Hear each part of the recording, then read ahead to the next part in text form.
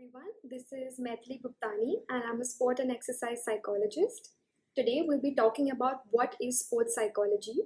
So the field of sports psychology revolves around two main areas.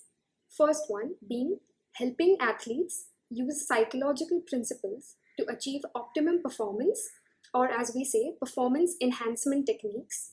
And second, understanding how participation in sport, physical activity, and exercise has an impact on an individual's psychological well being, mental development throughout the lifespan. So, sports psychology helps us answer questions such as what is the effect of performance on the mindset, and what is the effect of the mindset on performance, be it success or failure. So, this brings us to the second question as to what do sports psychologists help athletes with. So, there are a couple of major areas that sports psychologists help athletes with.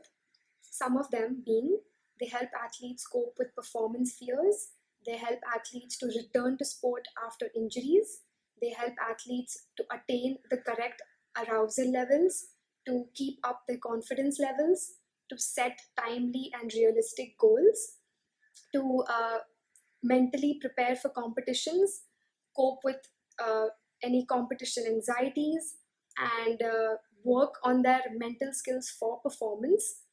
And these are just a few. There's a whole list that sports psychologists can help athletes with.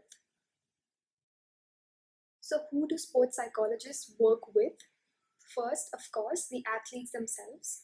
So, for this, there is one-to-one sessions with the athletes. There is also group sessions with the entire team sitting together to understand what are the main problems, the main concerns, what is the training environment of the whole group as one.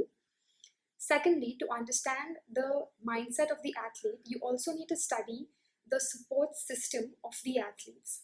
So this combines of the coaches. So what is the coach's philosophies? How are the coaches and athletes communicating with one another? Second, the parents, of course, because that's a very vital support part that comes for the athlete. Third is the support staff members. So these includes the physios, the nutritionists, the strength and conditioning trainers. All of these need to be on the same page to understand what is going on with the athlete, the coaches, and the parents, so that everyone knows what is happening, and the sports psychologist can keep everyone in the loop about the interventions being carried out with the athletes, as well as the coaches, as well as the support staff members. So everyone needs to work together as a team. So how do sports psychologists train athletes? So before an intervention protocol is made, sports psychologists will spend some time understanding the behavioral patterns of the athletes.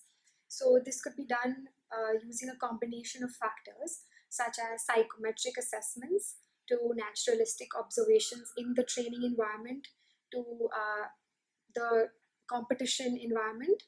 Then there could be one-on-one direct conversations with the athletes. There could be conversations with the support staff members or the coaches to understand the mindset of the athlete. Once the whole assessment phase is over, sports psychologists plan an intervention.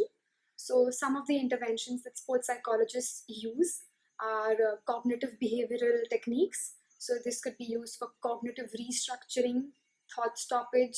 It could basically be used for removing any negative thought patterns or changing the way the athlete thinks. There could be relaxation and breathing techniques. So this could re-establish a regular breathing technique and pattern for the athlete. This could be used for anger management, for anxiety, for injury rehabilitation, for pre-competition routines, all of these. Then there is a very vital part of sports psychology, as we call it, mental imagery or visualization. So this could again be used for confidence build-up, pre-performance routines, pre-competition routines, injury rehabilitation, anxiety, negative thoughts, all of these. Last but not the least, sports psychologists work on a lot of soft skills of athletes. Example being communication. So how does the athlete communicate with his teammates, or how does the athlete communicate with his partner. So this is very important, especially in team sports and partner sports. How does he communicate with the coach? Is it an open and clear communication? What kind of feedback is he receiving? Is he asking for enough feedback? So these kind of things play a really important role in the athlete's behavioral patterns. So these are just some of the techniques or interventions that sports psychologists use with their athletes. So that was just an introduction of what is sports psychology all about. So stay tuned. The next video we'll be covering what is the importance of mental training in sport and how does it help one improve performance in their sport. Thank you.